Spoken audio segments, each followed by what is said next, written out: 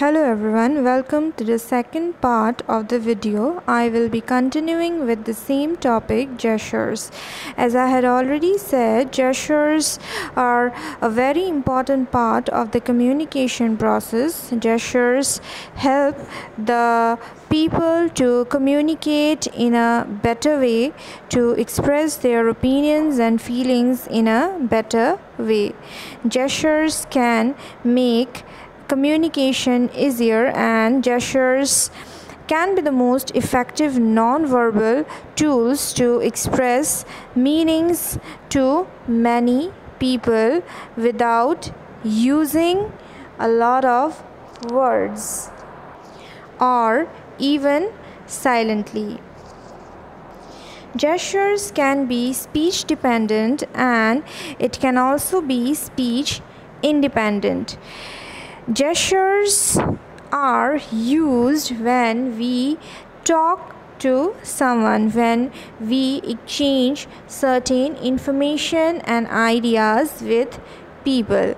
So in that case, gestures are speech dependent. When you move your hands and when you move your head while talking to somebody, then that is known as speech dependent gestures. Sometimes gestures can also be speech independent. That means when you only use gestures to communicate with people and you do not exchange a single word, then gestures can be speech independent. For example, when you show the thumbs up to a friend before his or her exam without even telling a word, that means you are wishing him or her luck for the exams. In this case, the thumbs up is a speech independent gesture because you have only used a gesture to wish your friend good luck for the exam, but you have not at all exchanged any kind of word. So that is why in this case it can be said as speech independent. Gestures are used along with words, and sometimes gestures are used even using any word. For example, in a construction company where there is a lot of noise, people use certain gestures to exchange information or to exchange messages. Because of the loud noise, they cannot exchange words, so they share gestures in order to understand and in order to share information and messages.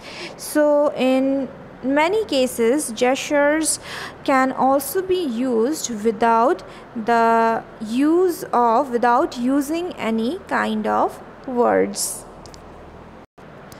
Especially in case of face-to-face communication, gestures can be used without using any words, without exchanging any words. In case of other mode of communication, you cannot use gesture because without words, because when the person cannot see you, when the other person cannot see you, the person won't be able to see your gesture as well. So that is why in case of face-to-face communication, you can use gestures with words, also without words.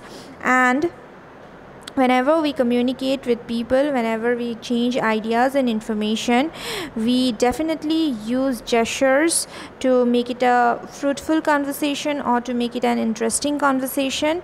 And sometimes, as I had already said, we use gestures without sharing any kind of words or without exchanging any kind of words. So that's all about gestures. I will be explaining you about handshakes, which is also another form of gesture, in the third part of the video.